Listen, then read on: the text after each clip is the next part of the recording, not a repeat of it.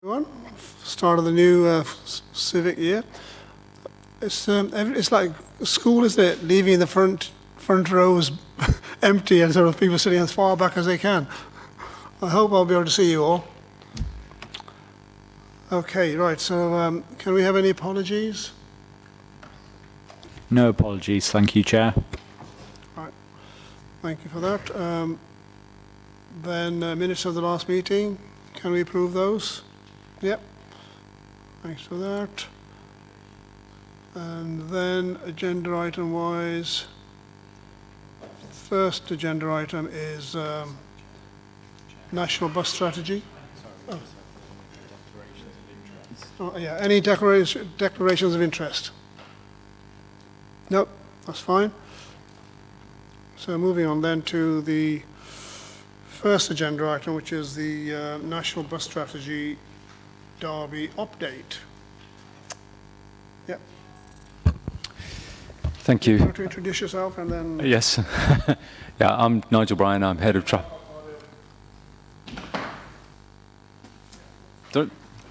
Hello, I'm Nigel Bryan, I'm head of traffic and transportation here with the item on National Bus Strategy and possibly a more general buses update as well, depending on the questions of members of the board.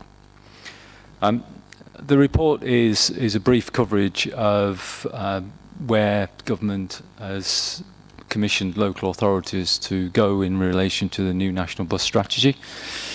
I say new because although it was issued in March 2021, progress has been rapid in some areas but slow in other areas, and the development of partnerships across the country has been slowed down by government taking quite a lot of time over the bus service improvement plans and the way that those plans have been assessed in terms of costs.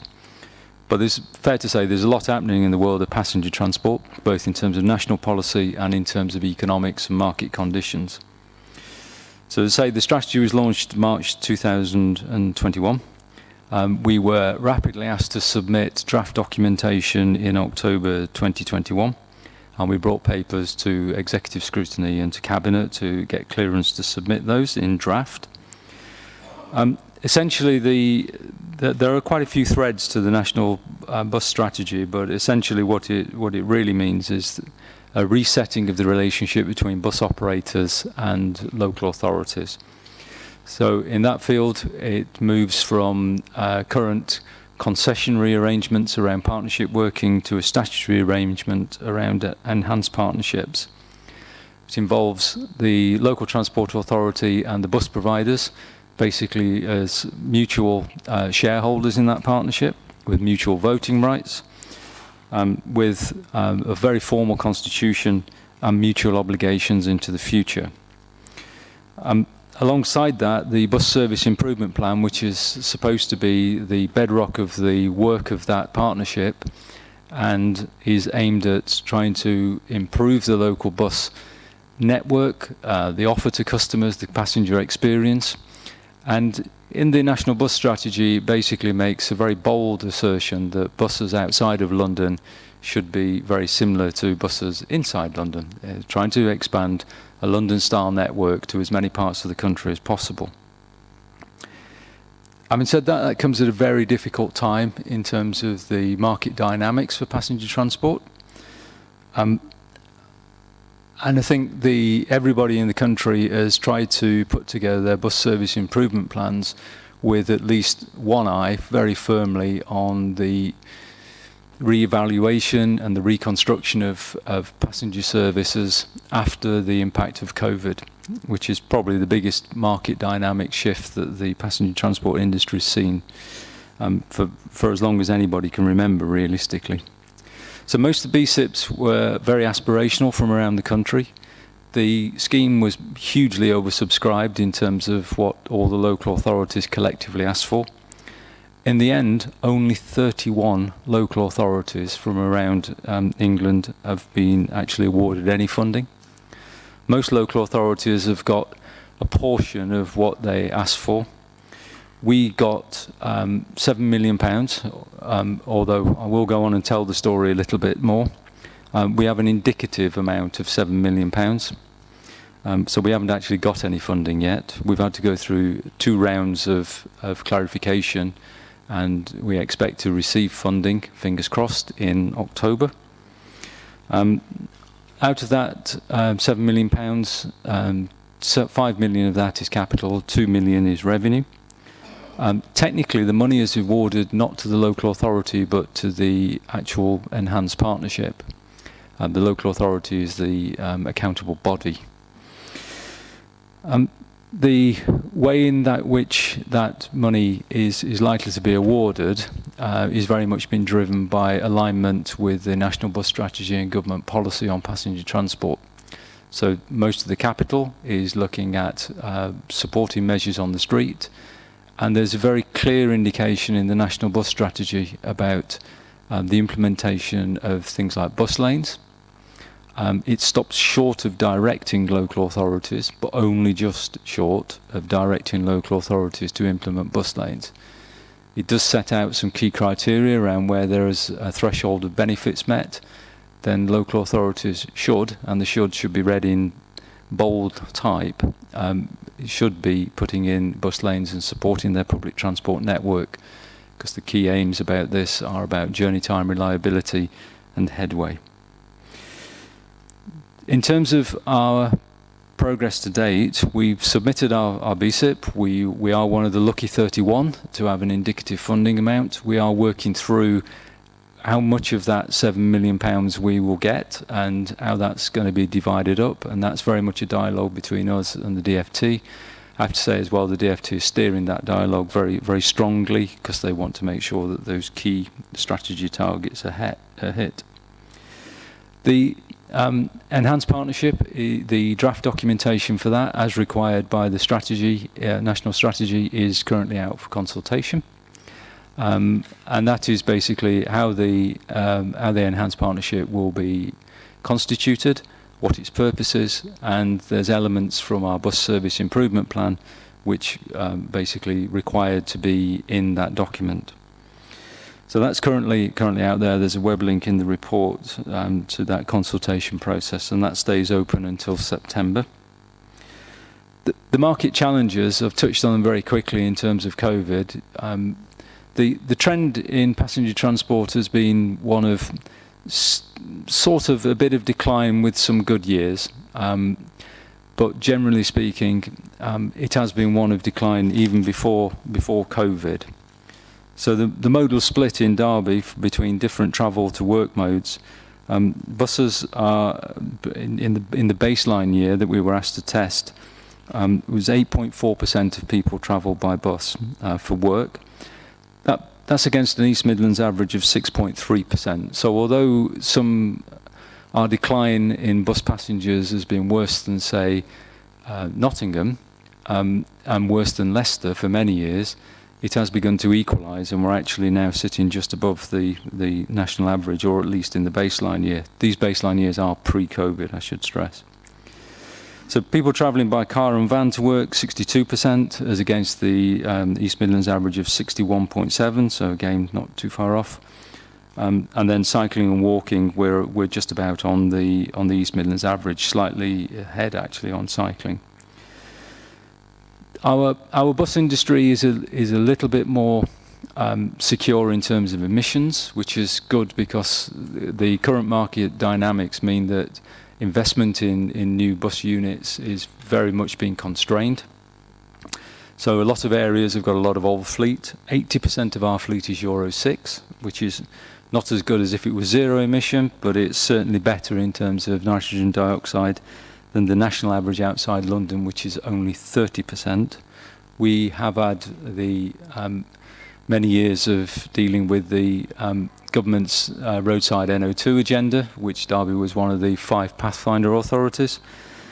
And as a result of that, it has probably triggered our local bus industry to move a little bit quicker than the national average.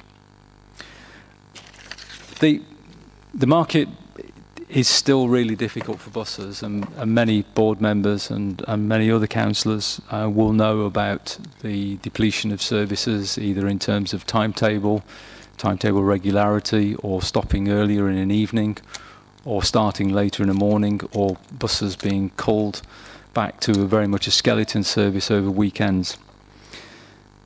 The National Bus Strategy is hopefully, I mean, one of its subtitles is Bus Back Better, is hopefully about building a better bus industry. But the issues are very, very severe at the moment, not just in Derby, but across the country. Passenger rates are around 75 to 80% of what they were pre-COVID, but the patterns are very different. So travel at weekends, travel in the midday is much lower than that. It's hard to get a precise figure on that because it shifts from day to day, but most of the bus usage is in the peak times. And it is damaging the industry really fundamentally to its roots, particularly at a time when people are looking for investment in new, cleaner vehicles and vehicle technology. I think one of the things that the bus companies are trying to do is hold fares. They are trying not to increase fares because they don't want to enter into a competitive disadvantage environment. They are hit with other rising costs as well in terms of the cost of fuel and the cost of labour. They employ people who are capable of going and becoming HGV drivers for logistics companies. So they face rising costs in that area as well.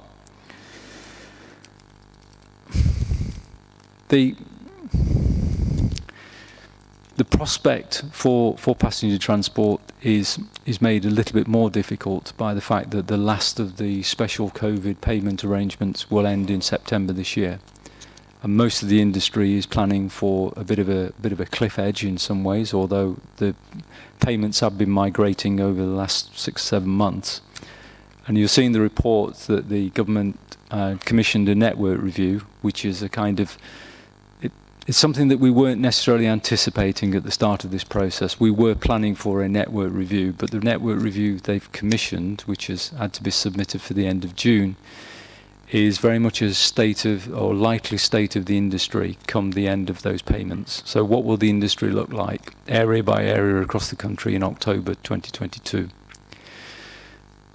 The details of that have been supplied to the DFT under strict commercial confidentiality. I confess I haven't even seen those details myself. Those details have been passed straight to a consultant that we've been working with. They will be made available at some point in time, but they are very much a sweep from the DFT to find out what the industry is going to look like. And I don't know whether that's so that an assessment of any other transitional funding might be made, or whether it's just trying to get a picture for what the actual damage will be when the final payments, the final support grants come out. In terms of our enhanced partnership, that's on it. Hopefully, given the consultation, that's on its route to being established. Say that will be mutually. The membership will be a mutual membership of the bus operators and ourselves in equal partners, but also with representatives from passenger bodies, etc. We have said already about the funding. We should know in October about the BSIP funding and the level of funding. The one thing to note is that and final thing to note is that the constitution of the enhanced partnership doesn't change the legal status of the bus operators, and neither does it change the necessary legal status of the local authority. So the mid-1980s legislation on deregulation is still current. The bus industry will still essentially be a commercialised operation in most parts of the country.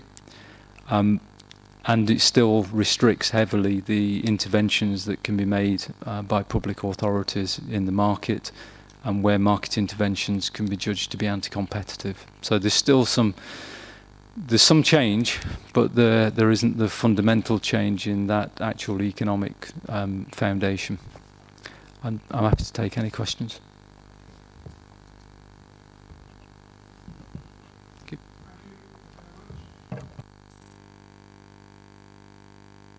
Thanks very much for that report. I mean, I'm generally in favour of supporting this recommendation on this paper, which is basically kind of an enabling motion really to make sure things carry on as they are and along the timescales asked for. This is maybe a stupid question, but will it involve making the journeys for customers more agreeable or pleasant? And I'm thinking here of areas where they used to have a bus shelter and it disappeared. Would we be looking at making sure that kind of thing is taken into account? You know, this would be really something important for our older residents in the winter. No, it's a good question, and indeed, the part of those mutual obligations, the bus companies will have obligations around their services to an extent, and possibly around fares. That's something that we're waiting to see if the DFT funds specifically.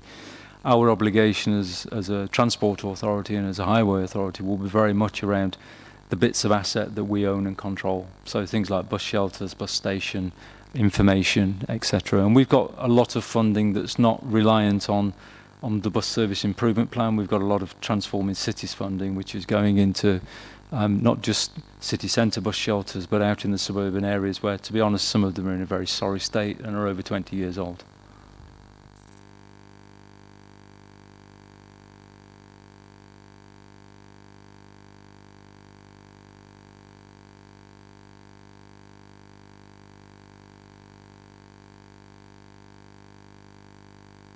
Do you want to say anything on the bus strategy in addition to what the officer said? No, I just said, I'll be through a lot of this with Nigel, so yeah, I'll fully back this. That's fine, okay.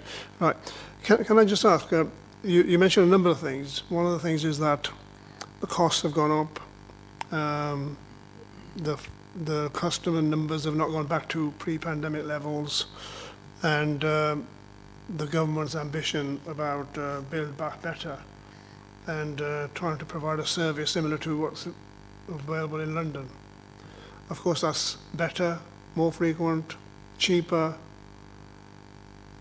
And you mentioned the funding costs are 5 million capital, which is mostly about the street scene. How is this, in your view, how is this going to achieve those ambitions? Because things seem to be going the wrong way because bus services have been cancelled. Many communities in all our probably different parts of the city have been cut, despite challenges by local communities. How does all that fit into this strategy and plan? Yeah, it's probably the worst time to be launching something called Bus Service Improvement Plan, isn't it? Where you've got, on the one hand, the income for the bus companies is down and staying in that position. It's not showing any growth or any significant growth. And at the same time, their costs are rising as well. So it's very difficult. They're being squeezed in that respect. And the revenue funding that we've got and the way that we might be able to work with the operators in terms of fares is only £2 million. Now, that's not going to make a massive impact. I mean, we have probably over 14.5 million bus trips a year in the city. So obviously, if you try and just do a simple fares relief scheme, it's going to be pence. It's negligible. So whether or not we can work with the operators on things like daily capping on key routes, on key employment corridors, or whether we skew that into younger age groups, what we can't do is something. I don't think we've got the time or the money to do anything that's really sophisticated around sort of almost like means testing, but I don't really mean means testing, but you know what I mean, targeted on where people are really struggling with household incomes. There's already concessionary fares for people with disabilities and over 67, but it does feel like that all we can probably do is look at some sort of daily cap type arrangement. But how far £2 million will go, I don't know at the moment. That's something we'll have to talk to the industry about and agree as a partnership. The only final thing I would say is that it's not a lot of money, but there's a lot of authorities that have got nothing.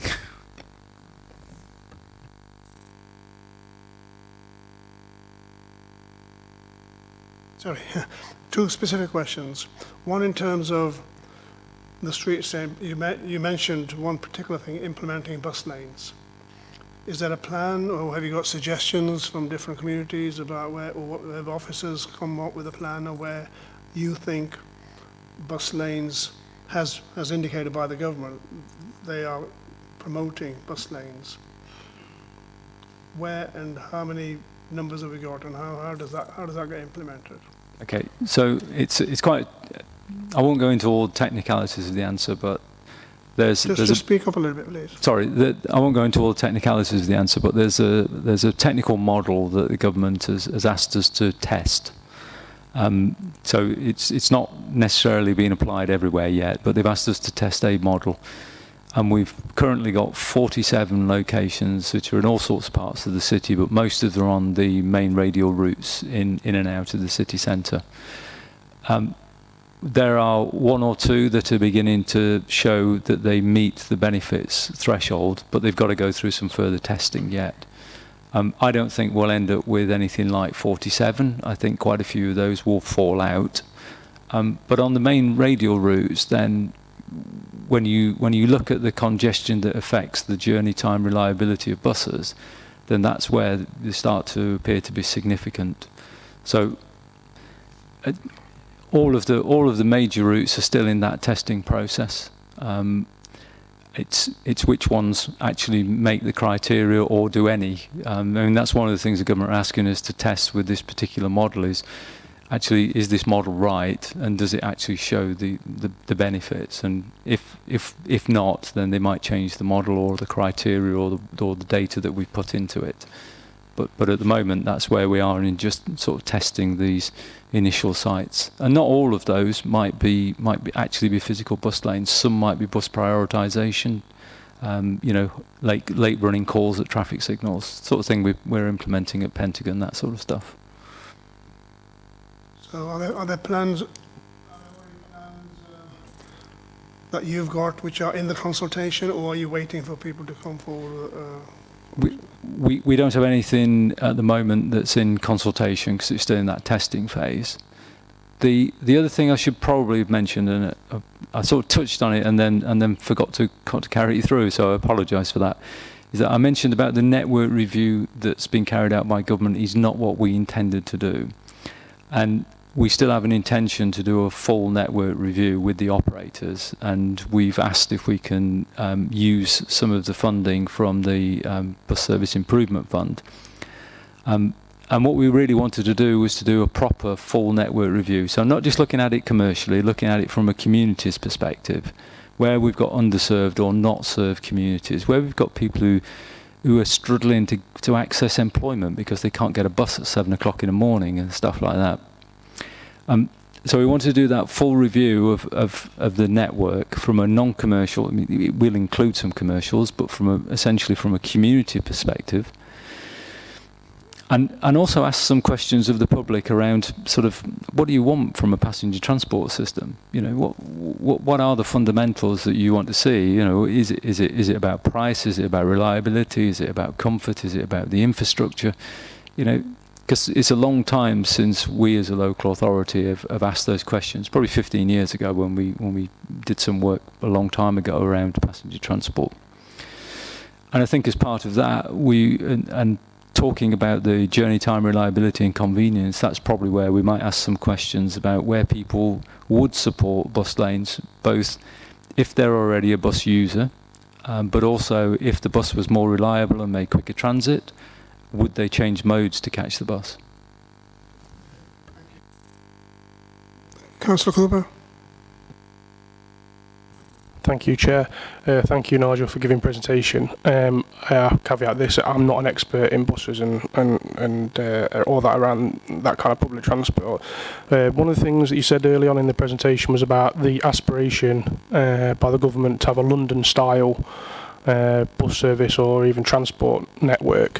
Could you just explore a little bit more in detail where you view that? What would be the advantages of that for Derby?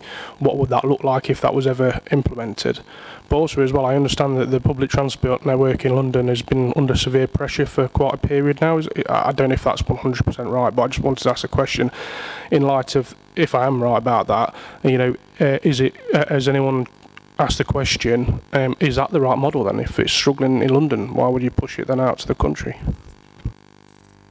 No, I think that's definitely a fair point about whether the London network is actually sustainable.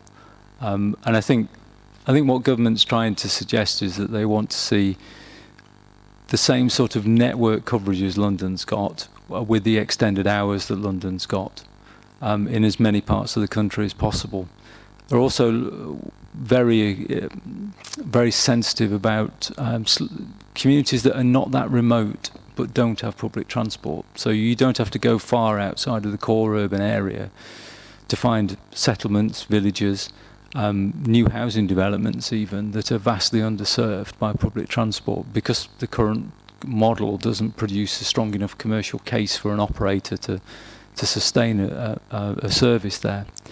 The other interesting thing about the London model, which I think is a real challenge to lots of parts of the country, some parts of the country it will work okay, particularly large metropolitan areas, is having feeder networks feeding into main networks.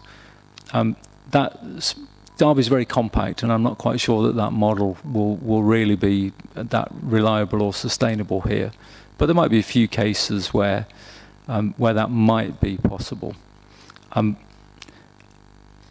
I think what everybody's really fighting against is the economics of the bus industry at the moment, and what level of investment is required, both private and publicly, to actually build a network, and how do we rebuild passenger demand? Because a lot of this will depend on the income that's generated and the passenger demand for actually services to come back, which is why we're really keen on a network review, which I don't think overnight either will produce a service model, whether that's London style or not. But I think it will produce the work stream and the strategy for the enhanced partnership to work on in future years. Councillor Cooper. Thank you, Chair. The last point I'd like is quite an emphasis on new emerging technologies, thinking outside the box that can be considered in this whole proposal and plan. I've heard before of more smarter bus services where people can engage and say, we want picking up from this bus stop, and it's not necessarily on a route. It's is that something else that's being considered? Yeah, it's a really good point about DRT, or demand responsive transport. So we've got some funding in Transforming Cities Fund to at least pay for the launch of a scheme, but not the revenue side of it. However, we are hoping that we'll get a little bit of support through the bus service improvement plan, either through this funding or through subsidiary funding, to actually put some revenue into that. And the idea is very much, as Councillor Cooper's explained, that it's almost like the Uberisation of buses. So you have much smaller buses, but they're sort of on demand, demanded by the customers, and they don't run a specific route. Any of you that have been to Leicester and seen Arriva Click, it's exactly that sort of style of system. There's a lot of support from government for that kind of innovation in the bus industry. There are 5 trial schemes running around the country now. They're all really valued by the people who've learnt to rely on them. They all suffer from not quite being able to break even. So they're reliant on either Section 106 funding, sponsorship, industrial funding, whether there's one industrial provider that's finding it really useful for their workforce, so they're putting subsidies in, or public funding. They're just not quite able to prove their economics yet. Councillor Cooper. Also, as well, we talked about the efficiency of the vehicles. We're Euro 6 predominantly, more so than other areas in our area.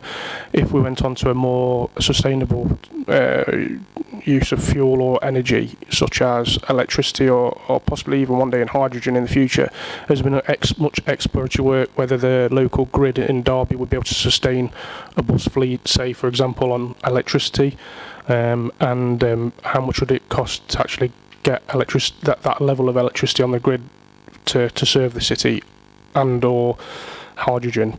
I understand there's only 12 hydrogen refuelling commercial entities in the country, you know, like refueling stations.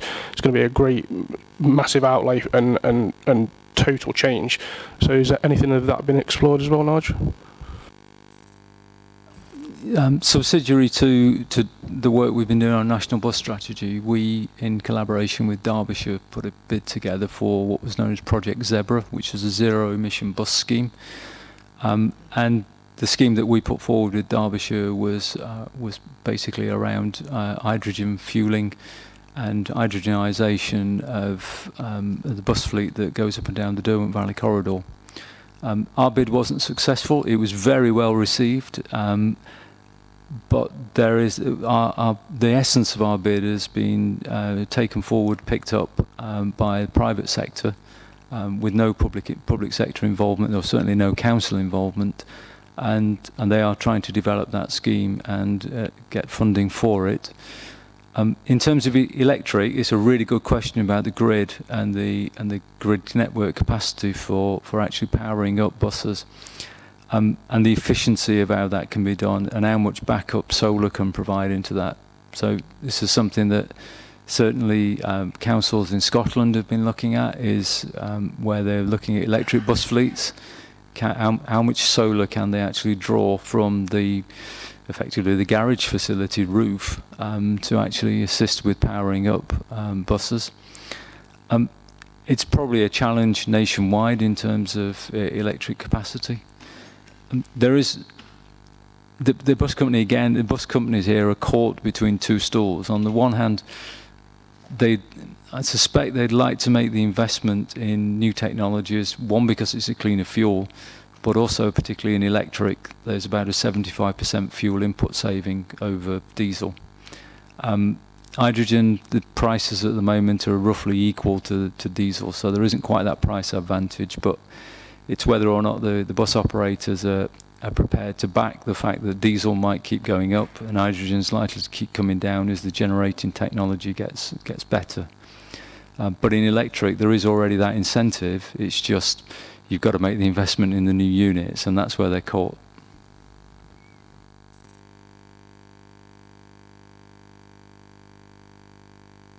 Thank you, Chair. I think Councillor Cooper makes a really good point, and obviously you recognised it, Nigel, around new technologies, hydrogen, electric buses. Obviously, as a council, we've declared climate emergency, and we have a climate change working group. And I wondered if they've had or requested to have any engagement as part of this, bus strategy, Derby update on the bus strategy, or whether will anything be presented to them in due course? Have they shown any interest? There has been some interest, and we've shared some of the fundamentals of the bus service improvement plan. The really difficult thing about the bus service improvement plan was that we did put in some elements for cleaner fuels and transitioning fuel technologies.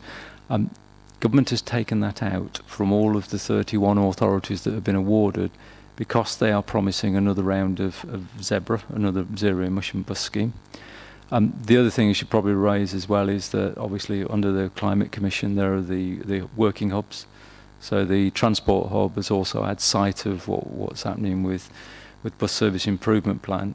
I think probably genuinely the most beneficial thing that could happen is we have a better bus network and more people use it, and how those buses are powered is important, but if you think about the number of fuel miles saved over private car use from one bus, it's quite significant. So it is important, but probably the most important thing is how it gets people to transition their modes.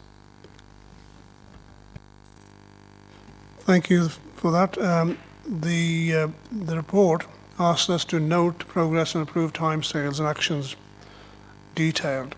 I mean, in terms of the consultation itself, it's open now, is it? 24th to the 16th of September.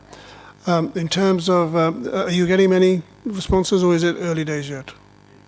It's very much early days. There's one or two responses.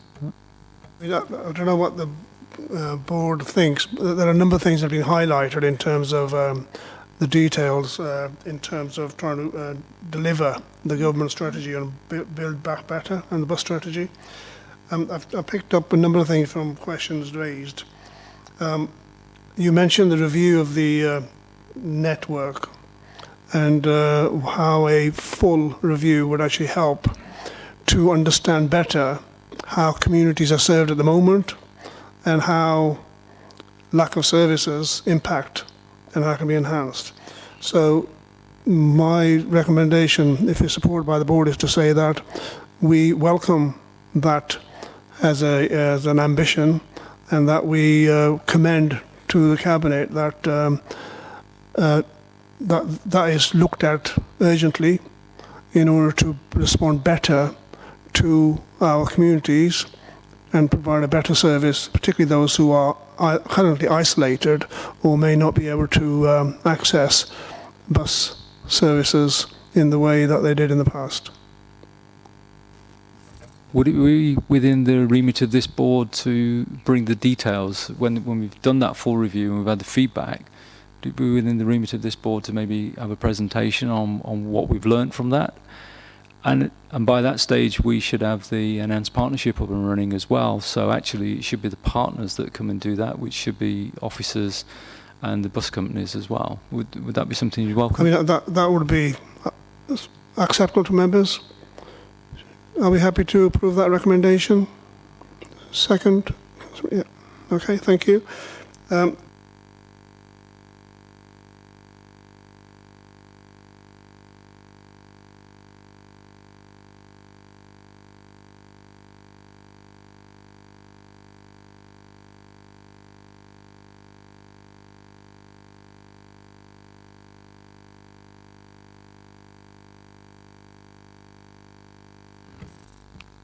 That should be something that comes out in that network review, because we will be not just consulting on, or we'll be encouraging people not just to think about buses as traditional routes, but what do people want from a passenger transport service, and what sort of things would attract them, would actually make it viable for their lifestyles, because people's lifestyles are very different from 9 to 5 or 7 till 6 in a factory or whatever. You know, people are much more flexible.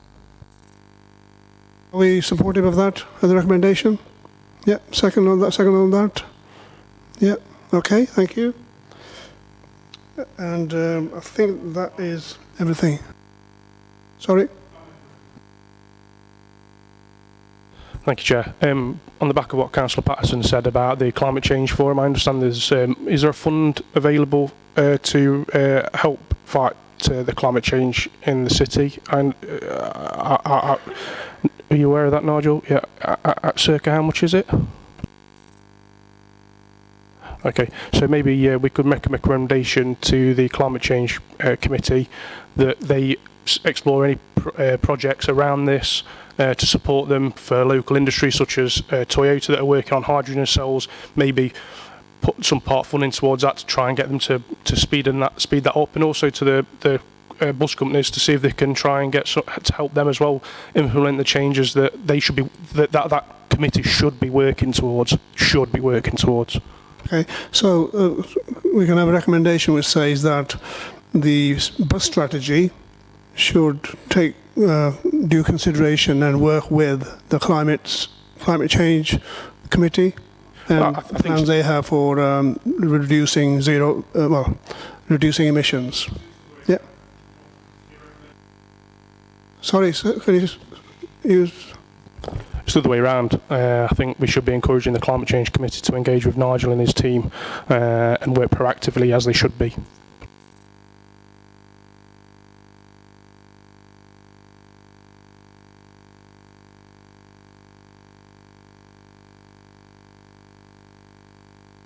Okay, thank you. Thank you for your input. Much appreciated.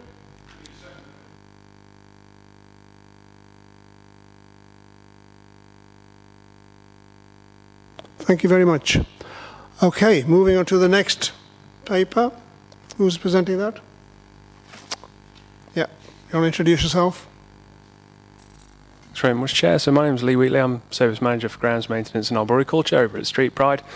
And I've come along to talk about our litter bins on parks specifically today and the work that's going into improving bin capacity for Derby.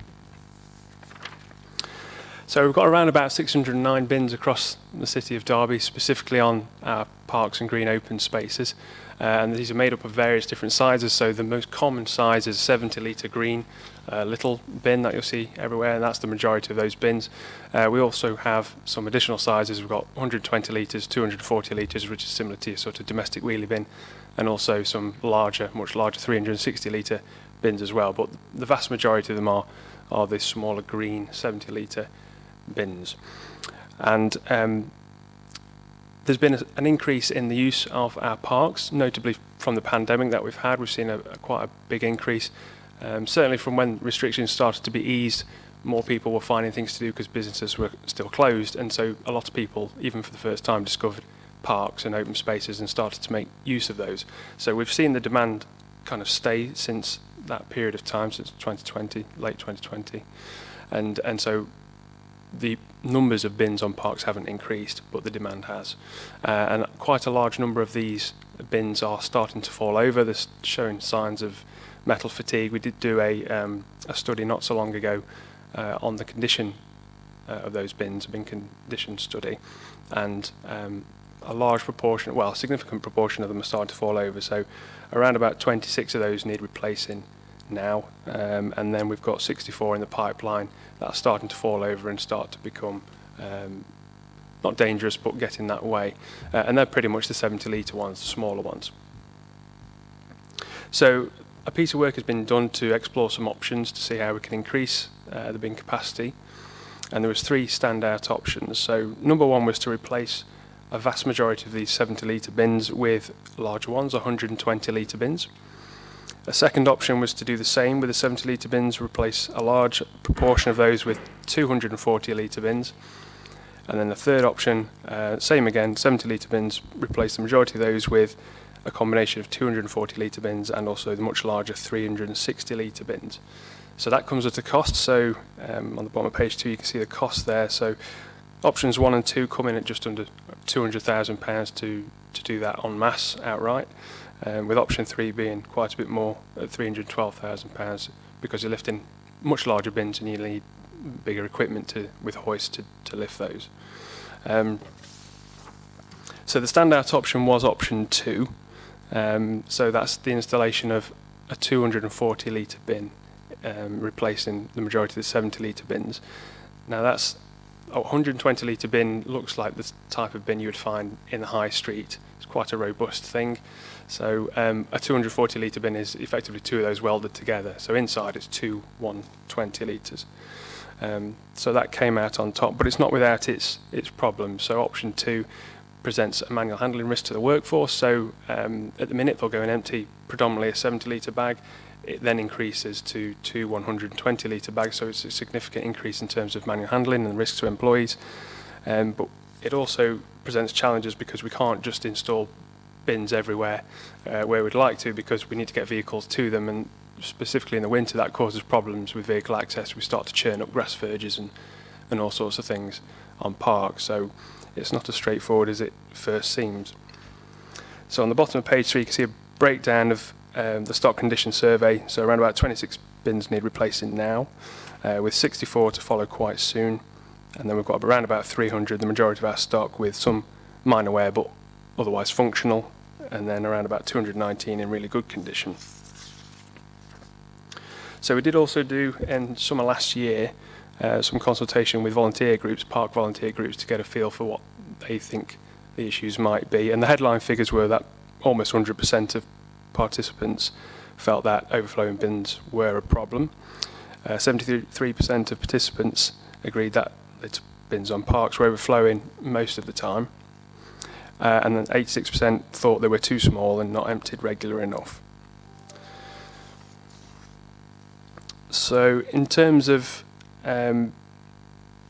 options going forward, the recommendation really is just to introduce a bit of intelligence-led solutions. So if you're familiar with the work that's happened in street cleansing over at Street Pride, they've installed, or they've had a trial at least, of bin sensor technology, which has gone relatively well. So it's to do something similar in that respect. Do a trial period for 3 months on 50 or so bins in our hard-to-reach places and hotspots, if you like, and then evaluate that with a view to sort of rolling that out en masse. The benefits of doing it that way is we haven't got the money to do a complete stock replacement, but the intelligence-led solutions should increase the capacity that Derby has, because we'll be emptying the bins that are the fullest first, rather than going around and emptying all the bins on a schedule that's a felt schedule. It's not intelligence-led. It comes in through complaints, or it comes in through inquiries, feedback from staff. That's how the frequency is sort of made up. But this system will tell us as soon as a bin is getting full, and then it plans the route that morning. It goes down to a handheld. That individual will then see an optimised route that morning. They follow, and the first bin they get to will be the most fullest bin Derby has, effectively, and it's an efficient route. So by doing it that way, it increases the capacity of the bins. At the same time, the replacement programme can pick up the failing bins and replace them with large capacity bins, so that over time it's a double win. So we've got larger capacity bins and an efficient way of collecting them as well. Okay, thank you, Lee, for that. Any questions, comments, or anything that the Cabinet member wants to add to the officer presentation?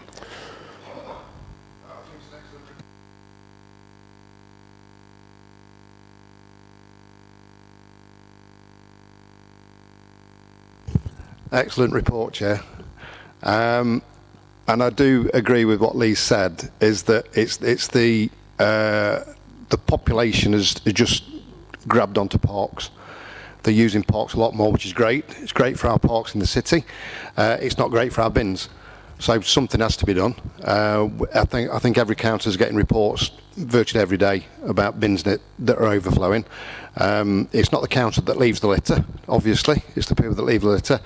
We are trying to encourage people that when they do go to the parks, if bins are full, take your litter home with you. But we can only we can only put that message across to certain people, and certain people will do it, others won't. So I think this sort of thing, where we get the bin sensors, the technology is improving. I've noticed that on the street bins, it's been excellent.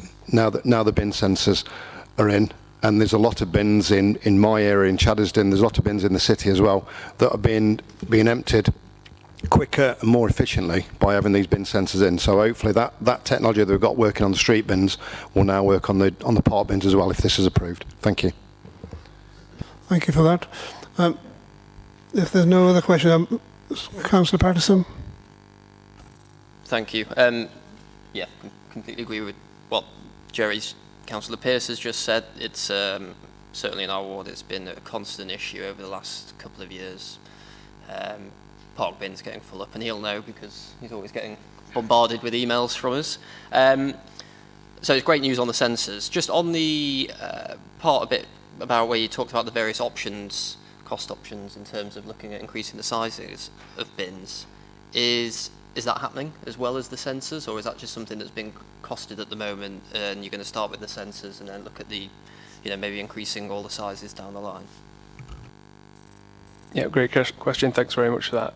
So yes, on the back of this, if this is approved and it gets rolled out en masse, the idea is that it's a small replacement budget for maintenance and replacement of the bins, but that will be used to upgrade the bins as they fall over to the larger capacity bins. So it's 26 that need replacing now, so it's relatively small numbers. So we can kind of capture that in the budget for the newer, larger bins as we come around to do it. So over time, the green little bins will disappear and be replaced with the larger 120 litre bins, I'd imagine. Yeah, thank you. Okay. Councillor Cooper. Thank you, Chair. Thank you, Ms. Whitty, for the report. Very much appreciate the detail on there. My colleagues, Councillor Pearce and Councillor Paston, are right. The green spaces in our communities have been embraced by people not only in the city but people outside the city that come onto Mark Eaton Park, Darley Park, and other parks as well. Where there's things like BMX tracks at Elveston Park. It's amazing. I think Derby's really well suited. Very lucky to have so many green spaces. But on the bins, is there much talk in the report about recycling as well? Is there going to be a facility for people to be able to recycle with these new bins? Tins one side of the bin, general waste another side of the bin, Any other thoughts on that? Just asking. That was a question I was going to raise as well. I think it's a good question about, is there an opportunity to do recycling at the same time rather than just putting in general waste? Thanks very much, Councillor. Yeah, it's a really good question. The difficulty, or the challenge with it, is that if the waste becomes contaminated, which it invariably does, we carry quite a heavy fine. So, if we have to take waste to a particular tip and that's contaminated, we get fined for that. So we don't have the ability to sort it ourselves, so we would incur significant fines. However, one of the things that we will do as part of replacing the bins is have a look at where they're going, because what we've noticed is some of the businesses that were once there on parks that we put bins by have since gone. And so we've not really kept up with the increased demand in terms of businesses on local parks. So we can place our bins smarter, but we'll almost certainly have a look at what sort of initiatives we can deploy in terms of recycling. We've got one just around the corner, potentially on the marketplace coming up soon to push that. Yeah. Follow up on that? Thank you, Chair. My colleague, Councillor Patterson's already raised tonight that this council signed up to a climate change emergency. I absolutely understand the cost to risk ratio, but has that been documented? Has that been really considered? We've got a climate change committee panel. Should we be getting them to do the work? Make sure that they're doing the things that they should be doing, looking into the risk and reward of looking down this road and looking at those locations that you and your team consider. Yeah, thanks very much, Councillor. So I think the most logical way forward here is to use that as a pilot, maybe on a premier park or a place in high demand, is actually have the recycling facilities there, the bins split out, and then, like you say, measure it and capture the challenges if they indeed are true. So, yeah, a pilot seems like the way forward. Right. One of the things, Lee, you mentioned was that you want to do a pilot because probably the cost of trying to implement the whole thing, you don't have the funds.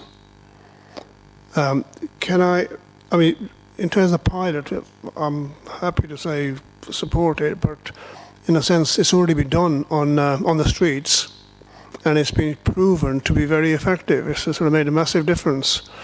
So, in a sense, I was thinking that we would be just using that information and intelligence to implement it on the parks, because it's made very positive gains. Was that not considered? Because using that already pilot, rather than having to do a 3-month pilot to decide what you're going to do next. Yeah, another great question. So effectively, the way this will be funded is by potentially halving the teams that so we've got 2 teams, 2 people in the north, 2 people in the south currently. With the intelligence-led solution, we have the potential to half that resource. We won't need a second team, hopefully, effectively. I think the pilot is just to make sure that is the case, that we don't need that additional resource, just to make sure that we're not paying for 2 systems, really. We also need to understand that the 70-litre bins can accommodate the bin sense technology effectively, because they're slightly different bins to street bins. So it was just to make sure, because I think potentially it could be £50,000 or so a year for every park bin to have bin sense technology. So it's not insignificant sum of money, and for the sake of a couple of grand in a small amount of time, to really make sure that was viable, I thought was important. Councillor Cooper. We've heard that there's a £3 million pot in the climate change fund, and I genuinely don't know what the climate change committee are up to. We need to spend that money if that's what it's there for. What are they going to do? Sit on it until it the climate change that this council signed up to happens. Surely we can get some of that £3 million to help get some recycling going on our parks better. So there's a good advert for the Climate Change Committee, and lots of money there, so Councillor Cooper's putting you in the right direction. So I'm sure the Cabinet members already thought about that, or not, maybe not, but we commend that discussion and dialogue. Yes, thanks very much. Yeah, it is quite a stringent application process, and you have to, the criteria for the funding is quite tight, and you have to demonstrate lots of carbon benefits savings and personal savings and lots of things. And if you don't tick the box, you don't get the cash. Get on, cash, yeah. go get them then. get the arguments in. Within our own council, it would be that onerous. With our own council, there's £3 million, and it can't be unlocked because it's so onerous. Words fail me. We'll leave it with the cabinet member to pursue that and challenge any blocks that exist. Thank you for that. Any other comments or questions? No. We support the three-month trial with a view to just double checking the efficiencies and savings and gains. Yeah. Okay. Thank you. Can I make a recommendation, Chair? That some of that climate change funding is unlocked to help recycling on our parks. Yeah, I mean, I think the cabinet members are here, so I'm sure he's taking note of that, so we can see what can be done to take advantage of.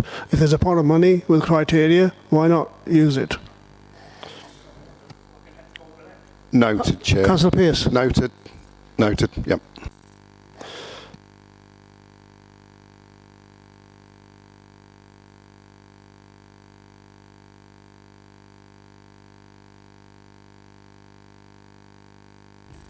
Thanks, Chair. I've got a presentation to go through. Before I do that, I'll just run through the report briefly. I'm Charles. I work in the community safety team, and I'm going to just talk about the developing partnership plan that is very much in draft. So the Crime and Disorder Act recognises that police cannot be the only organisation responsible for crime prevention. Therefore, the Act advocates a holistic approach to crime and disorder that incorporates several local partners to enable the delivery of a more effective community safety initiative. Community Safety Partnerships, or CSPs, are a statutory multi-agency partnership that are vital to preventing and reducing crime and disorder. CSPs remain committed to finding new ways of working effectively and efficiently with partners, residents and businesses, and here in Derby to make Derby a safer place. The document sets out our collective determination to tackle issues that matter most to our residents and those that are causing harm to the most vulnerable. Reducing disorder, protecting vulnerable people and working proactively to reduce the risk of serious criminal activity are critical factors in improving the lives of our residents. Working alongside our Better Together approach, ensuring our work is done with communities and not to our communities, will work alongside this strategy to complement and connect our corporate ambitions. Our way of doing this is by developing a partnership plan.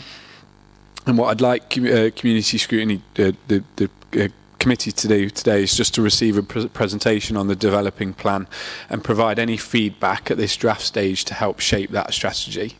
So I'll just work through the presentation if that's okay.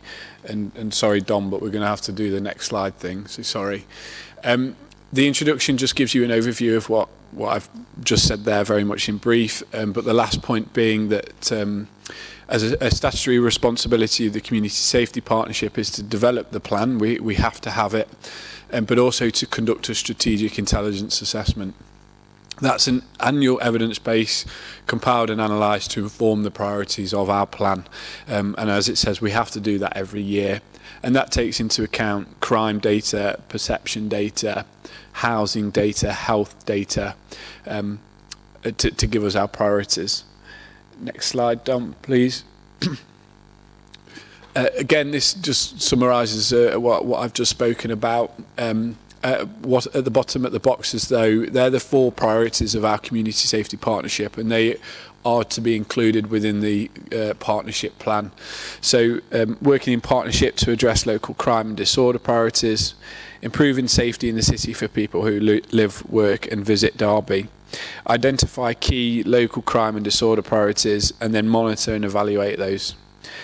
In order to do that, I've already spoken about, or very briefly mentioned, Better Together. So as a council, we're adopting our locality working model.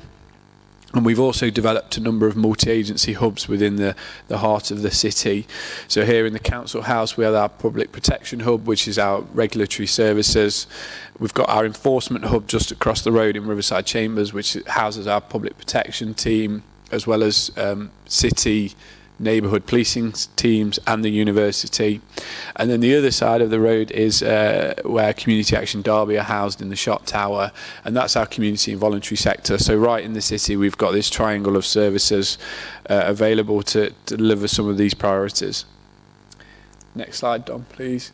So what the community safety strategy will do is talk about these 5 priorities. These 5 priorities have been established by the strategic intelligence assessment, and you'll see hopefully very clearly there on screen: domestic abuse and violence against women and girls, integration and community cohesion.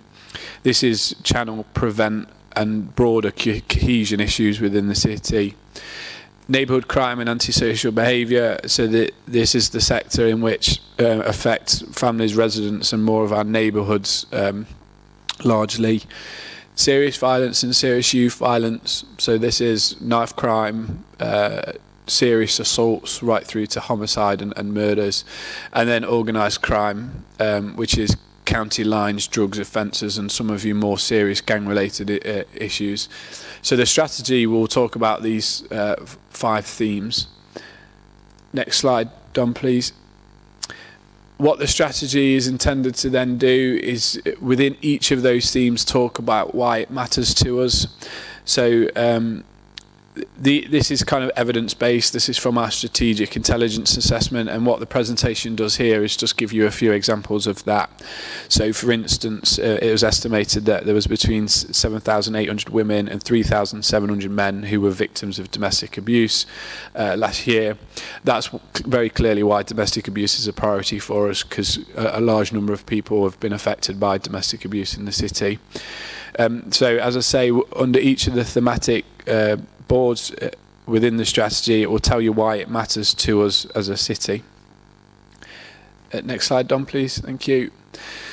What it then goes on to do is talk about outcomes, and I hope board members have heard officers talk a lot about outcomes for the city, and I know councillors and members have helped us develop outcomes for the city, and the strategy, the partnership strategy, will hopefully go some way to reflect our ambitions to deliver better outcomes for the city. So each of the 5 themes again will set out exactly what it is we want to achieve. So these aren't essentially measurables, they're more outcome focused. So again, one of the outcomes there is that everyone can live safe lives without the threat or experience of domestic abuse or sexual violence.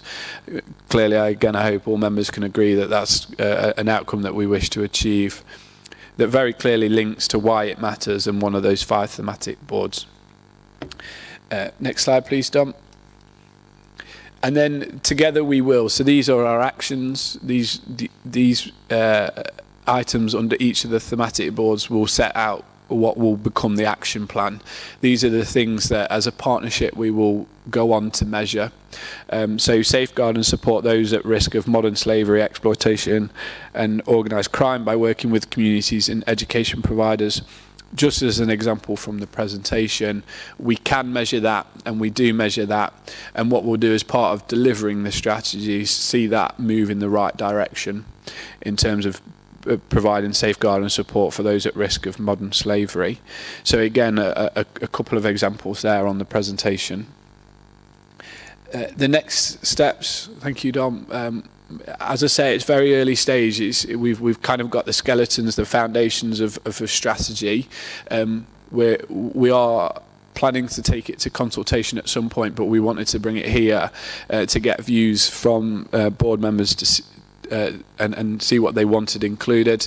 But at some point it will need to go to our Safer Derby board, which is that statutory board for the Community Safety Partnership. It's here at the Community Scrutiny Review Board. And then we'll look at final amendments and sign off for the 31st of August, so a real quick turnaround. But given its importance, we want to get it delivered. So I'm happy to take questions and feedback from anybody who has a particular view in what they'd like to see included in the Community Safety Partnership Plan. Okay, thank you for that. Now, just to clarify first, have you done an internal consultation? Is it a draft strategy at the moment, or is it something that you're consulting us about and going wider? Just explain what the process is. So in terms of what you've got we do here. have a draft strategy. we do have a draft strategy, and it has been shared internally with director, strategic director, and it has been shared with cabinet member. But it hasn't gone any wider than that yet. Given it's a partnership strategy, the next stage after this would be to give it to the partnership. It needs to go to the Safer Derby board. Whilst we've written the strategy and we seem to be leading on it, it will be a collective response to delivering it because of the statutory requirement under the Community Safety Partnership. And what are you asking of this board? Just whether there's anything that in particular the board would like to see included, whether they've got strong views around issues that are affecting either their localities, their wards, or anything that they're getting through from residents, constituents, or anything really that they'd just like to input on. Thank you. Councillor Hazelgrave. Good evening, Charles. Thanks for that run through of the strategy, and I'm sure it'll have a lot of impact. But one of the key things is to identify key local crime and disorder priorities through assessments and consultation. And part of this, behind all this, you have to have public confidence. For people to report crime, they've got to have some confidence that it will be acted on, and they'll get a response. And I mean, I don't know if I'm the only councillor in our area or in our ward who finds that when somebody says there's drug dealing around that corner, and I say, well, look, have you reported it to the police? Have you used whatever the number is, 101, to report it? They say, oh, it's not worth it. And constantly, things that people are happy about, they don't report because they don't have the confidence that anything's done about it. And it loses that, you know, it's not reported crime anymore, so you don't get statistics. And that's something we do need to work on, because it's about pride of place as well, isn't it? If people are such low morale about how the police are responding to stuff, they may well be responding, but they're not communicating that they're responding, not letting people know. People kind of lose faith and are demoralised, you know, that they feel more vulnerable in terms of crime, and are incensed that people are dealing drugs or whatever, allegedly, and I think their suspicions are largely true, to be honest.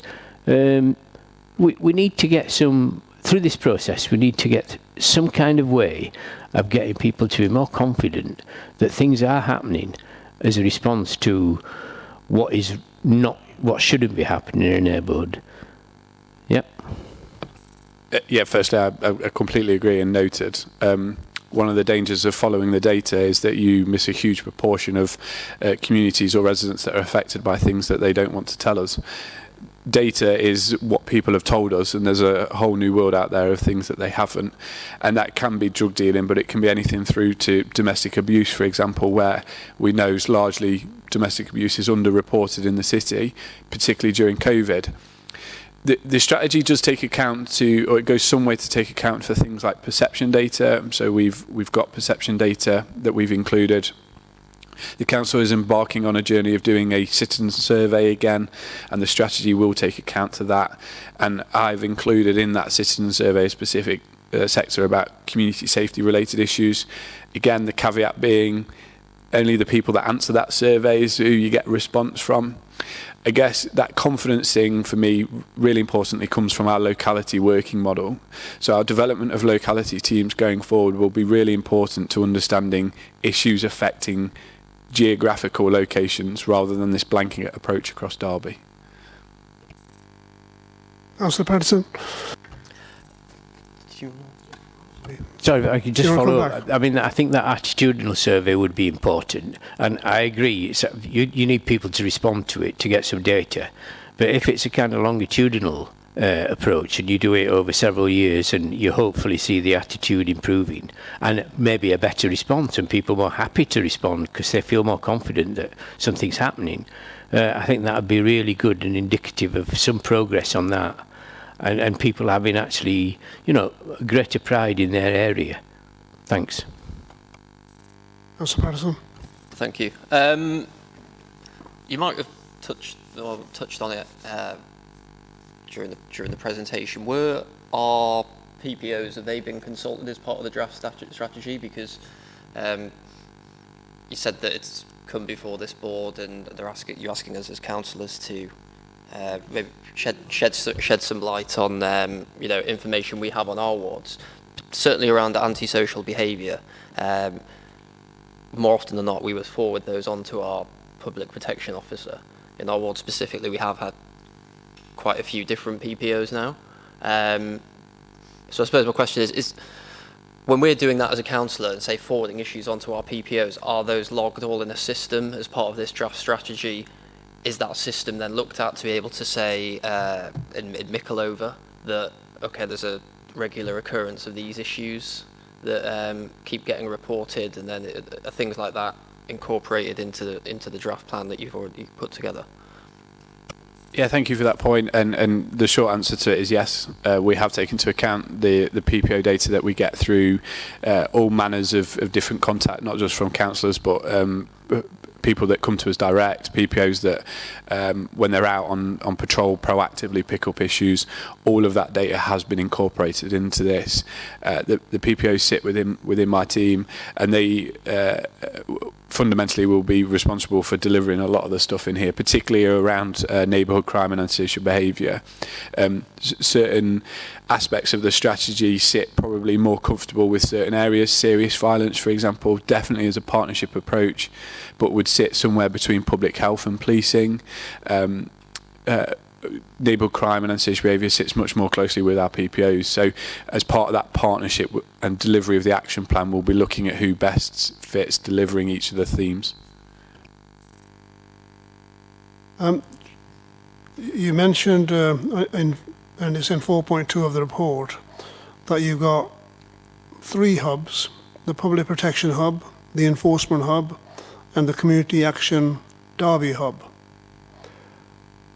Some of the Councillor Patterson's point about joining up some of the things about on the ground in terms of Mickletover, I can say the same thing in Normanton. I'm sure every councillor from their neighbourhood can say the same.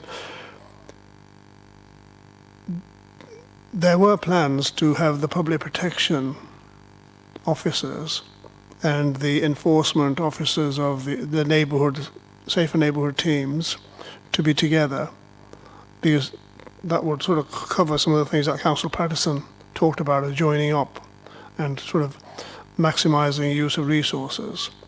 That appears not to have happened, particularly in terms of what you describe here, because one's in the council house, the other one's in Riverside Chambers, and I think even when they were in the Riverside Chambers, they were different parts of the building. And the whole idea to work in partnership, if that can help be more effective, would that not be better suited by bringing them together? Thanks, Chair. Again, the short answer is yes, it would be better. Public protection officers and policing staff are in the same building, so they're in Riverside Chambers. That move has happened in the last few months. So PPOs were initially at Stores Road, our depot.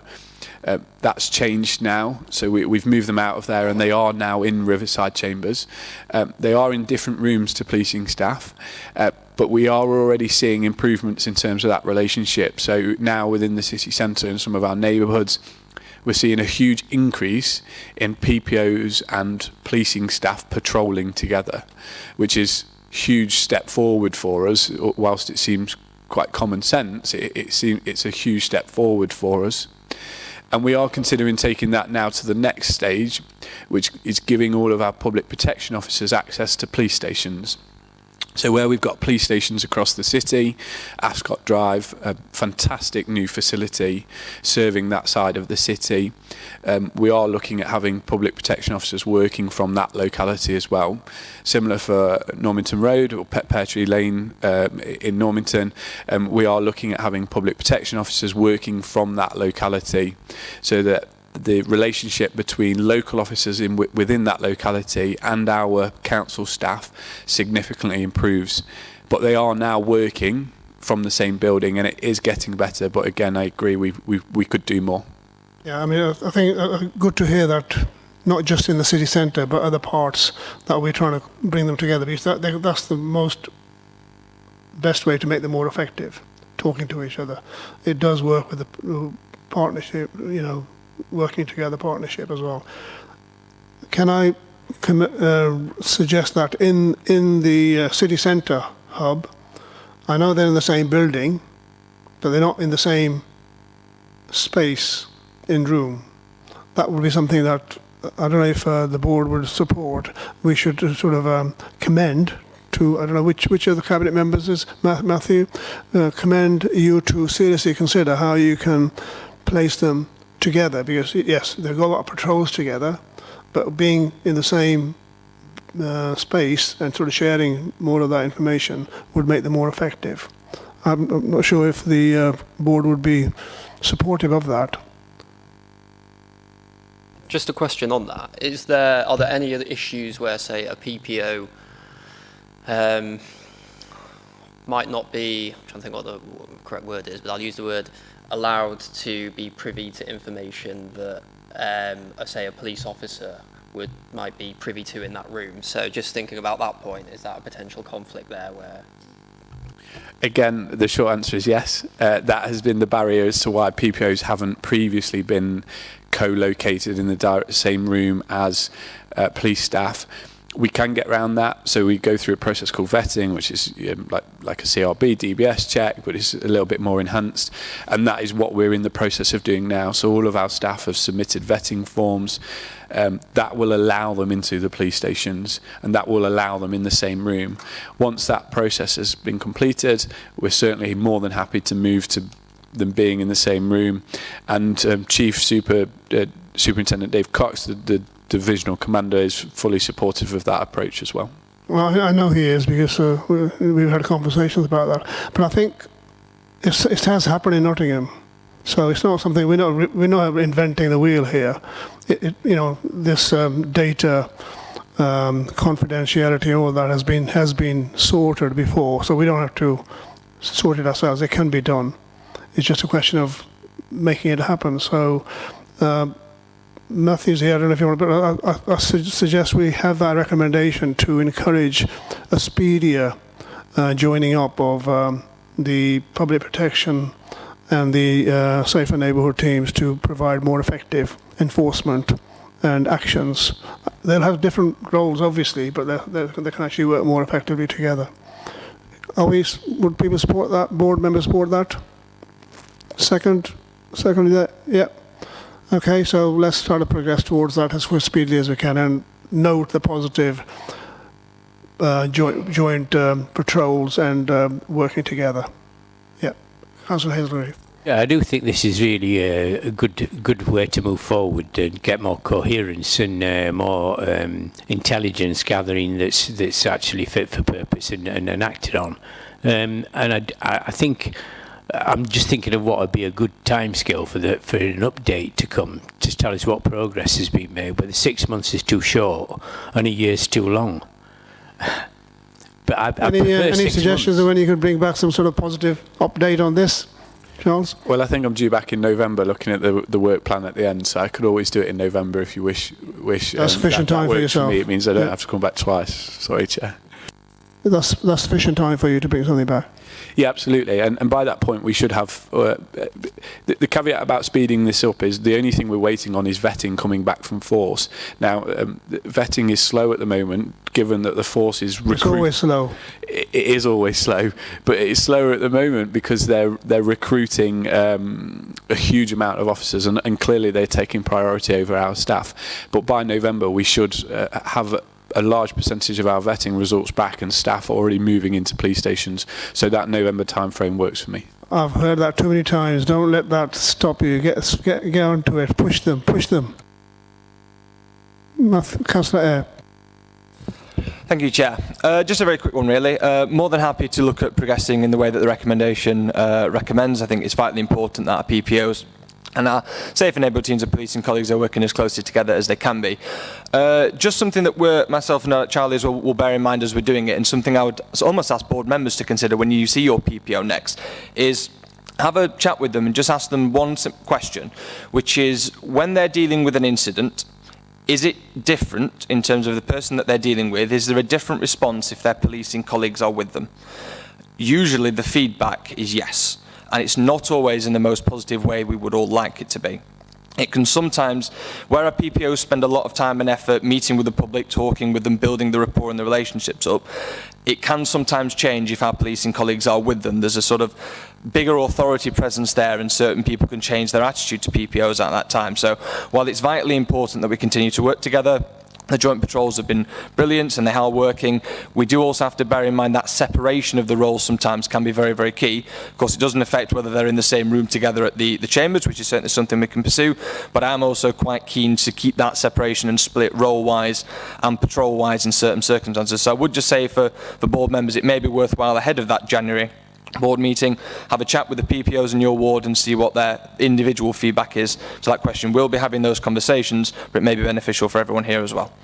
Thank you for that. Yeah. Okay. Noted by everybody on that. Yes. Thank you, Chair. Yeah, really take on board what Councillor has said there about us as councillors having a role to play in this as well. The PPOs that come into my area, my ward, and the wards around me, you know, do genuinely a fantastic job. I'd like to thank Charlie and his whole team for everything they do, especially Charlie as well, who's done some really great work in the northeast of the city recently.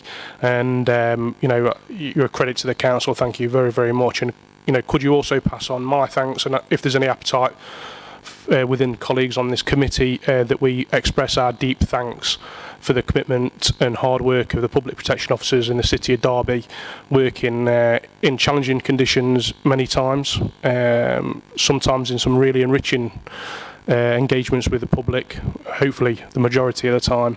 But yeah, Charlie, if you can pass it on to your colleagues, but also as well, if we have Will on this committee to note that and thank them for all their endeavours and hard work. Thank you, Chair.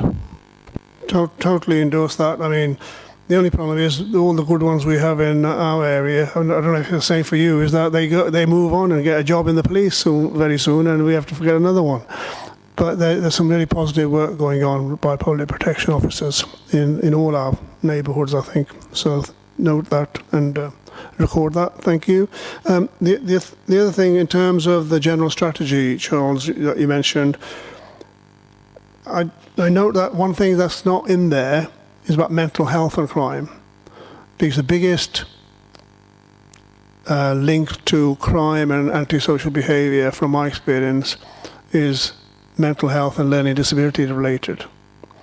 And that if we're going to have a strategy and to better understand, we need to capture information and data and then have outcomes which are related to that, because you probably find in many of the other aspects there's an underlying thread of mental health and antisocial behaviour, criminality, and that's something. It requires two things. It requires enforcement, but it also requires tackling vulnerability. So that's something that we need to have incorporated in the report. The other thing you mentioned in your strategy presentation was about the multicultural diversity of the city and how we need to sort of, celebrate that, but also to respond to it. But I didn't see any link to how we can respond to it, particularly if we think in terms of the recent events with the Windrush generation, and then about hate crime, not just for race, but sort of LGBT community in particular, who face that very, very high levels of lack of acceptance still, because it's only 30, 40 years ago that it was against the law to be LGBT+, and thankfully that's changed. So I don't know if you can consider looking at those areas to be incorporated into your strategy. Thanks, Chair. Mental health, absolutely. I'll make sure that is included in the strategy, and I'm not sure it is at the moment in terms of the draft, so thank you for that. In terms of the second point, it is included in the strategy, in the draft strategy at the moment when you see that detail, and I'll make sure that's circulated once we're in a position to circulate that to committee members, and that hopefully will give you that reassurance that that detail is in there. And just while I've got the floor, if that's okay, I just like to say thanks to committee members for those kind comments, and I will make sure the team are made aware of that. We certainly appreciate it. Councillor Haslegrave. Just thinking, have you any plans to go into schools at any point and have a coordinated message there so that PPOs and PCSOs and police constables are all kind of seen as part of a team and they're all working together in the interests of everyone? Yeah, it's a good point. Again, we tend to do a lot of work with the education sector, but often when there's a challenge, when there's a problem, serious youth violence, for example, we're in schools all the time as a partnership. We very seldom do things proactively, so I'll take that point on. And again, as part of the action plan at the end of the strategy, make sure there's something included that covers that. So thank you for that. Up on that. There was a plan to have PCSOs and safer neighbourhood teams going into schools with a more structured programme of delivery where it's about vulnerability.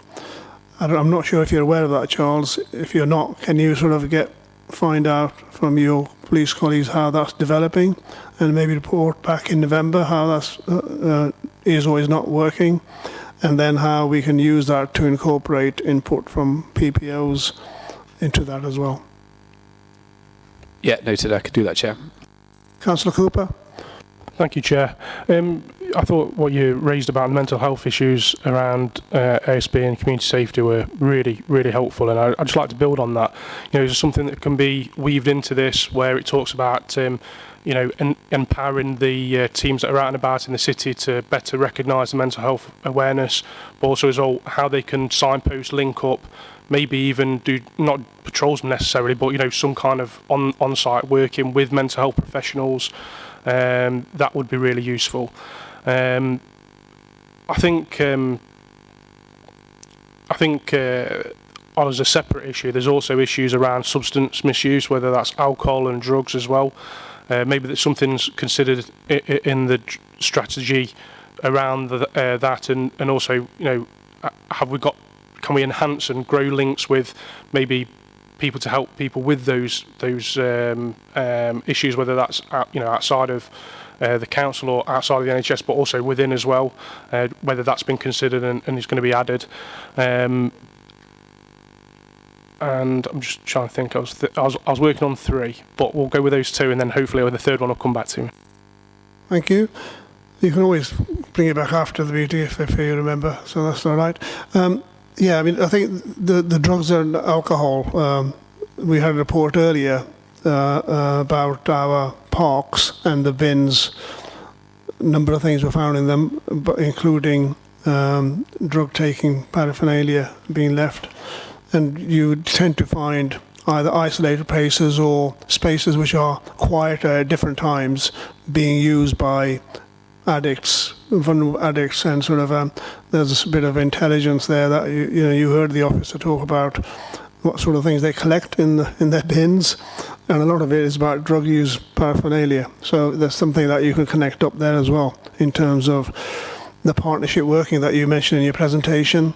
Well, how does it link up with our parks staff and what they pick up and intelligence they pick up, and how do we use that? I mean, I can give you an example in Normanton Ward. Sherwood Rec is a popular place for drug misusers to hide behind secluded places and leave lots of drug paraphernalia. So coordinating that would be really helpful with yourselves, the police and the local parks. Thank you, Councillor Cooper, for that. Have you remembered? Yes, I have indeed. It was linking in with the alcohol and substance misuse. Many people in this room will be aware that there is a cohort of people within the city, predominantly hanging around in the city centre. Is that your view as well, Charlie, from the work that you've done? There's a cohort of people that are causing issues within the city, potentially. Has that been identified as an issue that needs to be put into the safety strategy? And is there a plan that could be worked on? The full gamut of how to deal with challenging individuals and how to help them as well get out of any issues that they face in their lives. Yeah, thanks, Councillor. In terms of the city centre issue, we are aware of all of those individuals that are committing antisocial behaviour. And what I would stress is that crime and disorder in the city is committed by a very small minority of people. We can talk about all of the different indicators or influences of crime, whether it be mental health, drugs and alcohol, isolation, homelessness. But the root cause of this is often a vulnerable person. And what the strategy aims to do is make sure that that vulnerable person has got the support that they need, and whether that then go on to be mental health support or drug and alcohol support. Often what we do is we try to respond to the behaviour that's being perpetrated. So we respond to somebody that's committed domestic abuse, or we respond to somebody that's committed antisocial behaviour, and we never get to the root cause of vulnerability and aim to support that individual from a vulnerability perspective. And this strategy hopefully will do that. Once it's been developed and committee members see it, I hope what you see in the strategy is that aim to support the most vulnerable within our city. So yeah, thank you for the point again. Yeah, I mean, something around that does already exist, Charles. I mean, you're not going to develop it new. It does exist. It's a question of maintaining it. Just what Councillor Cooper has talked about. You know, the 50-odd cohort of people who mostly come up on all agencies. There is a partnership working going on. I'm not sure if it's still maintained, but there's a good building block to sort of make it, to develop, build on it, rather than having to start from scratch as a result of this strategy. So I'm happy to give you more input on that outside the meeting, but there's something already there, Councillor Cooper. It just we just want to make sure it's maintained, built upon, rather than left to one side and something new coming along. And can I just say on that, it's not just city centre, but if it sort of goes down into the Normanton Road area, wherever there's high footfall, there are this cohort of groups go. So can you make sure that's incorporated? I've always tried to encourage that before. When we talk about city centre, don't overlook the Normanton Road area, because that just is an extension of the city centre, really. And it's probably got higher footfall sometimes than the city centre. Yeah, well, of course, and the strategy will be applied to the whole of the city. You know, in any of our wards, we see profiles of crime, and they're very different by ward. But the strategy is not just for the city centre. And through our locality model, our locality working, what those teams will be expected to do is apply the strategy based on locality need. So the way that we use this strategy will look very different in the city than it would in, say, Normanton or Arboretum or Chaddeston.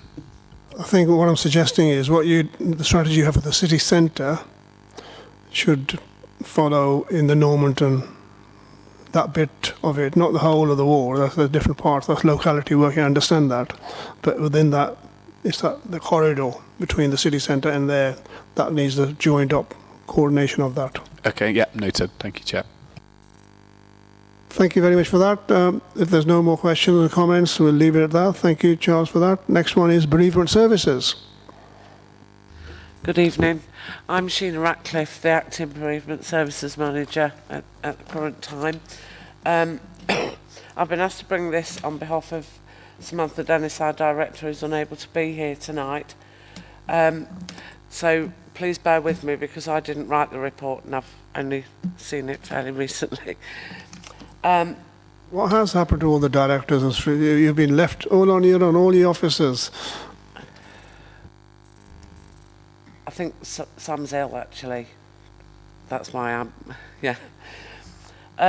So obviously, the purpose of this report is to report some of the things that Bereavement Services did through the COVID-19 pandemic, where we had to totally rethink our ways of working and work in totally different ways. We did this in consultation at the time, very quickly as recommendations around the pandemic changed, in consultation with funeral directors and other communities within the city. It's made us realise as a service that, you know, we've altered our ways of working, and we can see ways that we can improve our service moving forward, and therefore would like to do a review. So the recommendation to the board tonight is that the notes in the report are noted. and to take any feedback for a future review of bereavement services. Obviously, as has previously been mentioned this evening, Derby City is a very diverse city, and certainly from a bereavement services perspective, we see lots of different cultural and religious requirements. During the pandemic, we formed a Muslim Burial Council, which has made us work closer with that community because of their requirements for a quicker funeral. We've also managed to form very recently the Friends of Nottingham Road Cemetery group, which has been received, and we've had a lot of response to that from different areas of the communities within Derby, and very positive response there.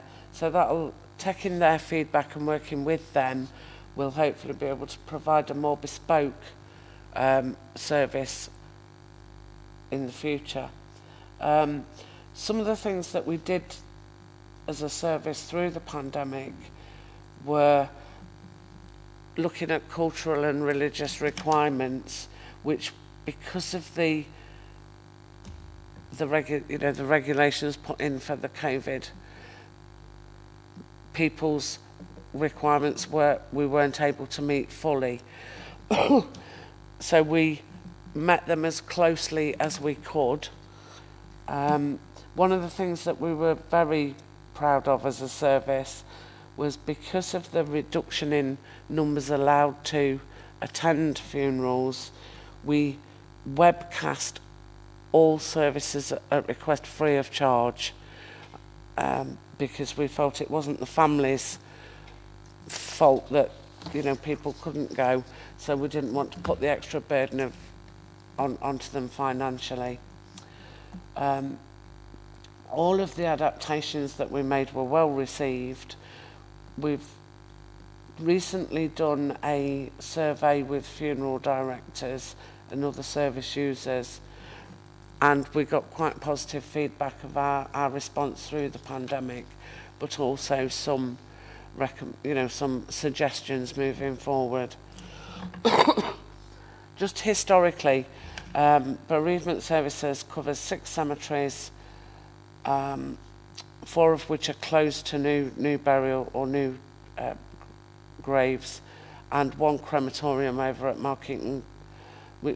Markeaton Crematorium was opened in 1956, and we didn't have an awful lot of competition, but over the past 7 or 8 years, we've had Amber Valley open up to the north and Trent Valley open up to the south, which has taken quite a substantial amount of, quite a significant amount of our funerals. Although Markeaton's undergone some minor refurbishment when we had the, I'm trying to think of when we had all the abatement plant fitted 7 years ago, we've done a little bit of decoration over the last 18 months. We're planning a little bit more external decoration over the next 6 months, but as we're well aware, Markeaton Crematorium is looking tired compared with our neighbouring brand new facilities. So Bereavement Services, as part of the review, will be reviewing Markeaton Crematorium as a whole. Just trying to tell us there.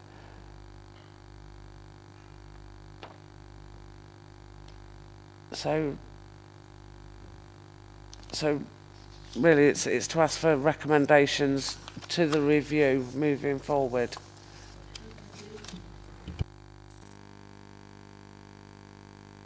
Right, Councillor Cooper. Thank you, Chair. Mrs. Ratcliffe, absolutely a pleasure to see you tonight. Thank you very much for coming in to give the presentation on behalf of Simon. Thank you. Firstly, I'd like to thank you personally and your department again for the hard work that you've all done. It's a service that everyone in the city will no doubt use at one point in their lifespan. To do the amount of work, the consistency that you guys do to do such a in such a sensitive part of the council, it really is quite amazing to see. So thank you, and can you please pass that on to your whole team as well, please. So I've got two questions. One is around in the report. It said that Nottingham Road Cemetery has got an estimated lifespan of between 10 and 15 years of capacity left within it. Has another site been identified, or when would the point at which, in your view, or is it being considered when we need to start looking at maybe another site for burials within the city? That's the first question. The second question is around the Nottingham Road Cemetery Friends of group. That again, Chair, I think that's absolutely fantastic that Sheena and her team are thinking outside the box, working within the community to ask for help and expertise that may not necessarily be within the team, or just trying to get people to come together to work in an area that they'd probably visit anyway, and some more formality. A lot of people have really taken to this. People have got in touch with myself and Councillor Pearce and Councillor Tracy Pearce to get involved in this group, and it's really engaged a lot of people. So thank you and your team for helping facilitate that. My second question is, I've got there, is could that model work in other cemeteries across the city? I know, just off the top of my head, I know there's one on Utaki Road. Could something similar be done, do you think, given the expertise that you and the Friends group will no doubt will get over the next few months? Thank you. Thank you very much for your kind comments. I will make sure it gets back to the team, because I'm very, very proud of our team, because they are something special. Regarding the life left at Nottingham Road Cemetery, we are currently estimating on yearly burial numbers and roughly how many graves we think we've got. One of the things that we are doing is looking at a new digital system which will incorporate the funeral booking system, but it will map each of our cemeteries a lot more accurately. That's currently going through the procurement process and that will pin it down a lot more accurately. At the moment, we're estimating 10-15 years maximum burial at Nottingham Road Cemetery. That will then, all the cemeteries that we've currently got will be closed to new graves. So we have identified another area that hasn't been passed as totally acceptable yet, but will be incorporated within this review. It has had land testing done and it is suitable. It's whether we can actually plant the cemetery on that piece of land. Okay. It'd be in the city boundary, yeah. But we've not actually pinpointed an exact one yet. Moving on to the Cemetery Friends, we've relaunched Nottingham Road because we launched it pre-pandemic and then it went to the wayside because we couldn't meet up anyway. So this is a relaunch and it's been accepted really, really well. We do have and I say it in inverted commas, Friends of Cemetery Group at an external cemetery, which they're very community-minded people, and they go in the litter pick and they do a little bit of tidying up, but it's more a personalised group. Regarding Uttoxeter Road Cemetery, I know the resident there is very keen, and we are working with him. We've had a couple of meetings and the resident's son is also involved, but it's because you have to set it up in a correct way that we're meeting the challenges, because it's getting a volunteer to take the lead on that. We've offered as much help as we can, along with neighbourhood board officers. I've suggested it to other cemeteries, like out at Chellaston.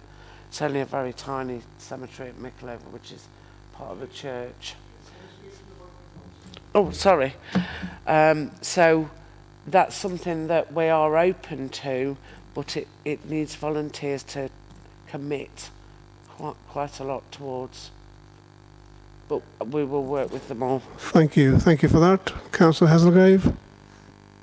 Yeah, thanks very much for the report, and we do appreciate that you've come in at maybe short notice, and it's not your usual day-to-day activity to talk to councillors in a meeting. No. So You've done a good job. We've seen that there's one nettle to grasp, which is to find another location for a cemetery in the city. But isn't the other nettle that we need to grasp looking at maybe building a new crematorium that would be more attractive to people and fit in better with the kind of way that funerals are conducted these days? I know it's a money spinner for the council. You know, it provides a very good service, very humane. You did all sorts of things during COVID to kind of respond as best you could in very, very difficult circumstances for everyone. And I think, you know, you could provide a really high quality crematorium maybe on a different site in the city, which might incorporate a cemetery as well. Do you want to respond to that? Yeah, thank you for the question. That is something that is being considered as part of the review of bereavement services. There is a report that is almost at point to go to Cabinet regarding the building of Markeaton Crematorium, whether it be a refurbishment or a new build. But that's a report. Can I ask a follow-up question on that in terms of what is the officer recommendation about between the two, refurbishment versus new?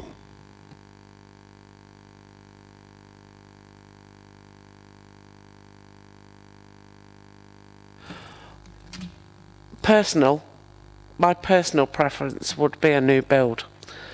I think the current crematorium layout is wrong.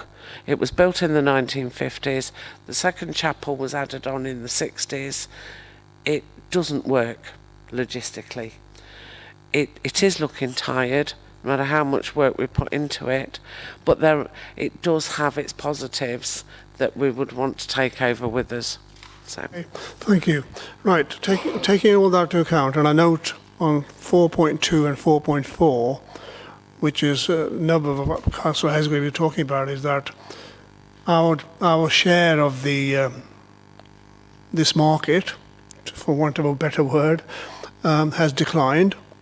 And one of the factors you've highlighted in your report and in the paperwork is that Amber Valley Crematorium, new modern building, and then Trent Valley Crematorium, new modern building, is, by personal experience, usage, they are modern and they are up to the standards that we would like to aspire towards in the city.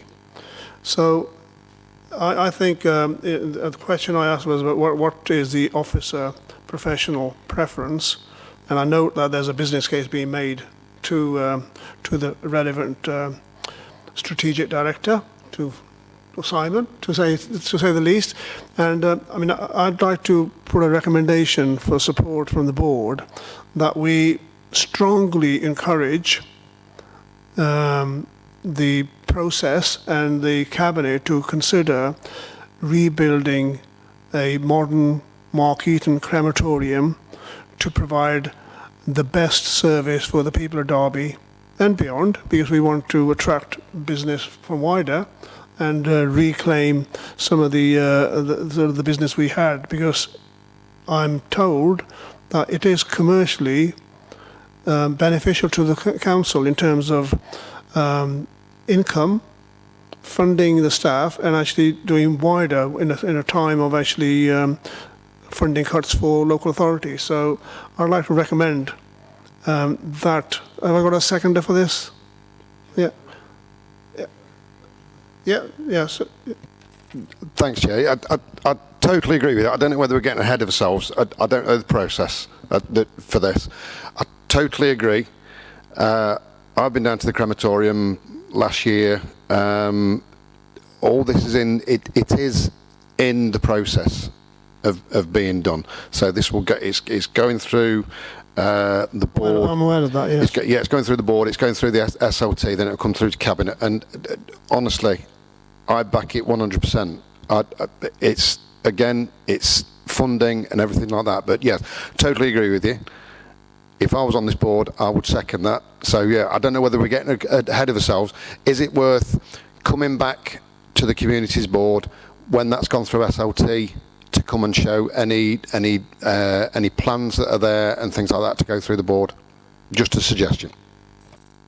Thank you for that, Councillor Pearce. I mean, I think we will welcome it when the process is completed, but I think what we want to do is show our support not only to the positive work and how you've adapted as on the ground officers doing the delivery during COVID and still providing an excellent service despite the ancient facilities that you've had to work in. So I totally would want to endorse what Councillor Cooper said in terms of the hard work and dedication of our bereavement staff in terms of continue to try to provide a quality service despite circumstances.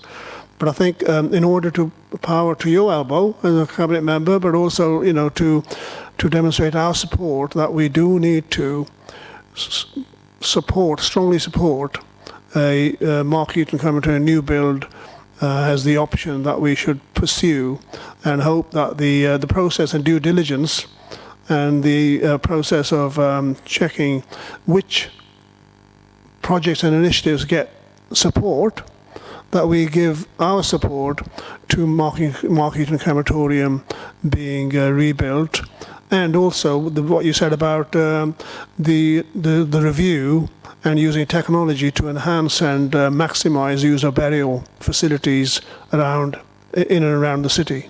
So both those bits, are we supportive of those two recommendations? Yeah. Thank you. Yeah, we support that. Councillor Cooper. Yeah, I just want to add on that, Chair, is that I recently went to the facility at Aston by the motorway. Is that right? For a funeral.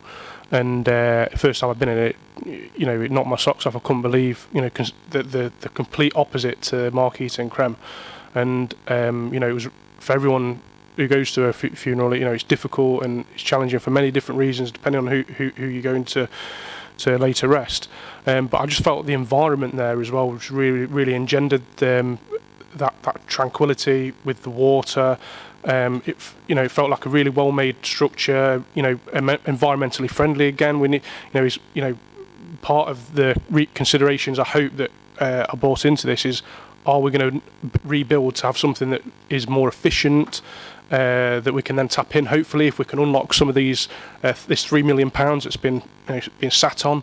Can that be thrown towards it as well, and have a facility for the people of Derby that want to go to a funeral and it help them have that closure and to lay the people to rest, but in an environment that they deserve.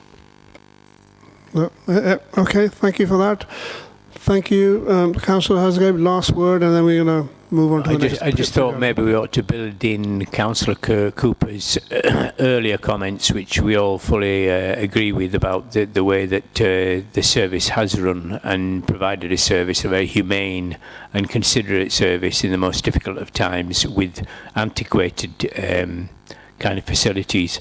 And I think it might be worth just making that a formal recommendation rather than just personal thanks. Yeah.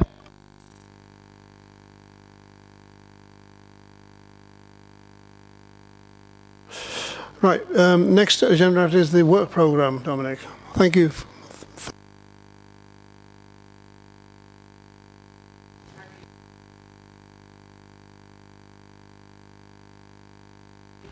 Yeah, so we have the work programme for 2022-23. As you can see, there's items listed for the next 2 meetings. Then there's just one item down at the moment for the meeting on the 23rd of January. And we've also added in the item for the meeting on 21st of November, the update from Charles. Thank you.